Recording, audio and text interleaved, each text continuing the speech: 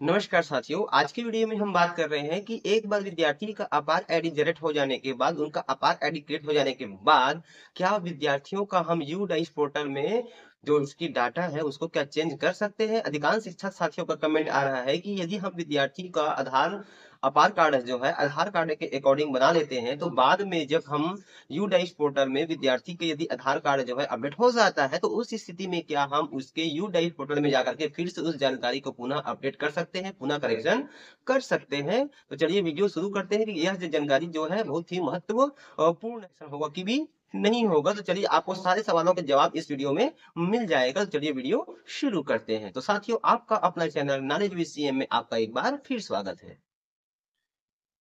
और साथियों, आप सभी से एक रिक्वेस्ट है, यदि अभी तक आपने हमारे चैनल को सब्सक्राइब नहीं किया हुआ है तो सब्सक्राइब करके बेल आइकन के बटन को प्रेस कर लीजिए, ताकि जब भी हम ऐसे ही वीडियो अपलोड करें तो उसका नोटिफिकेशन आपको मिलता रहे। और इससे तो हम यहाँ पर देखते हैं कि अपार आईडी जनरेट होने के बाद विद्यार्थी के कौन कौन से फील्ड में संशोधन किया जा सकता है यूडाइस पोर्टल में। तो यहाँ पर देखिए, हम यूडाइस पोर्टल में लॉगिन कर चुके हैं स्टूडेंट मॉड्यूल में। तो यहाँ पर देखिए, जो छात्र का नाम है, तो छात्र का नाम यहाँ पे आपको दिया गया है। यहाँ पर देखिए कि छात्र के नाम को संपादित करें, तो यहाँ पे छात्र के नाम को संपादित करने के लिए आपको मेनू बार में छात्र नाम अपडेट का ऑप्शन उपलब्ध करा दिया गया है, लेकिन इसमें आप छात्र का नाम जो है केवल एक ही बार अद्यतन कर सकते हैं, यानी कि एक ही बार उसको आप सुधार सकते हैं।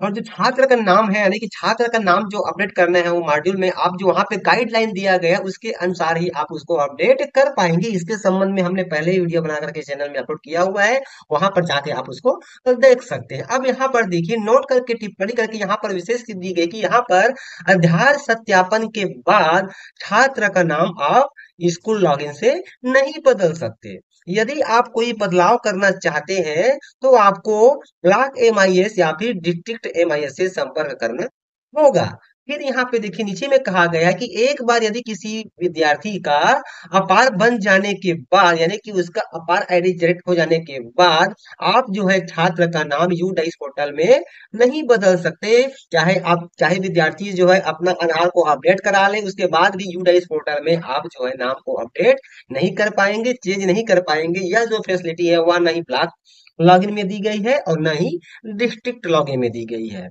उसी प्रकार से यहाँ पे देखिए, जन्म तिथि के बारे में भी यहाँ पे आपको दिया गया है कि आधार सत्यापन के बाद जो है आप छात्र की जन्म तिथि नहीं बदल सकते। यदि आप कोई बदलाव करना चाहते हैं तो कृपया अपने एमआईएस से संपर्क करें, लेकिन एक बार किसी विद्यार्थी का अपार बन जाने के बाद जो है आप छात्र की जन्म तिथि नहीं बदल सकते।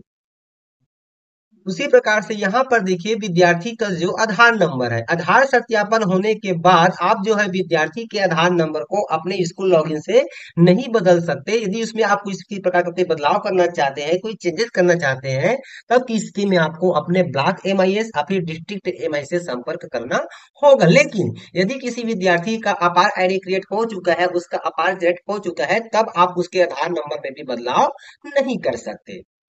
उसी प्रकार से आधार सत्यापन के बाद आप आधार के अनुसार छात्र का नाम भी नहीं बदल सकते, और यदि आप इसमें कोई बदलाव करना चाहते हैं तो सेम आपको ब्लॉक या फिर डिस्ट्रिक्ट एमआई से संपर्क करना होगा। लेकिन एक बार यदि किसी विद्यार्थी का अपार आईडी बन जाता है, उसका अपार जनरेट हो जाता है, तब आप उसके आधार के अनुसार नाम को भी नहीं बदल सकते।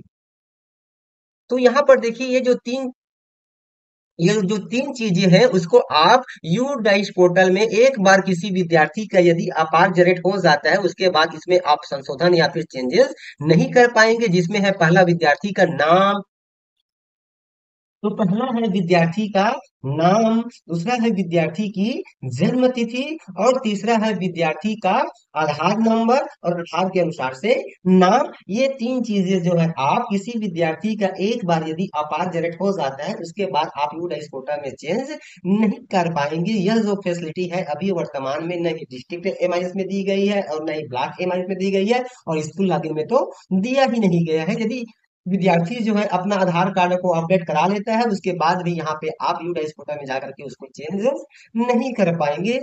चलिए हम देखते हैं, मान लीजिए कि यहाँ पे आ जाते हैं। देखिए, यहाँ पे हम आते हैं स्कूल डैशबोर्ड में। उसके बाद यहाँ पे ये देखिए, हमने ये विद्यार्थी का डैशबोर्ड ओपन कर लिया। यहाँ पे देखिए, कोई भी एक क्लास ओपन करते हैं, चलिए देखने के लिए। यहाँ पर देखिए हमने प्रॉपर एक क्लास ओपन कर लिया इस प्रकार से। अब यहाँ पर देखते हैं कि इस विद्यार्थी का जो है क्या है, अपार आईडी जनरेट हो गया है। तो इसका हम जीपी सेक्शन ओपन करते हैं, तो यहाँ पे हम देखते हैं कि विद्यार्थी का जो नाम है, उसका लिंग है और उसकी जो जन्म तिथि है, और उसके साथ साथ आधार नंबर और आधार के अनुसार से नाम, ये क्या हो चुका है, पूरी तरह से फ्रीज फ्रीज हो चुका है। यानी कि इसको लॉक कर दिया गया है, डिसेबल कर दिया गया है। इसमें आप किसी प्रकार के एडिट करके कोई बदलाव नहीं कर सकते।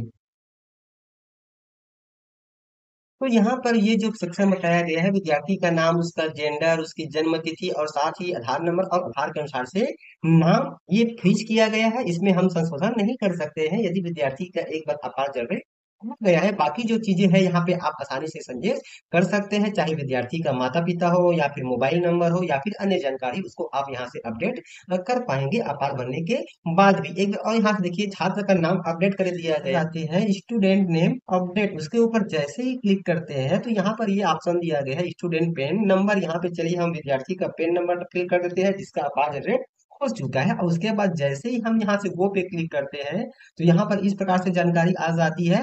विद्यार्थी की जो जानकारी है यहाँ पे जो यूडाइस पे दर्ज है वो हमको दिखाई पड़ जाती है। उसके बाद देखिए यहाँ पर स्टूडेंट से नेम दिखाई पड़ रहा है। यहाँ पर देखिए इस प्रकार से हम विद्यार्थी का यहाँ पे से नाम फिल कर लेते हैं इस तरह से।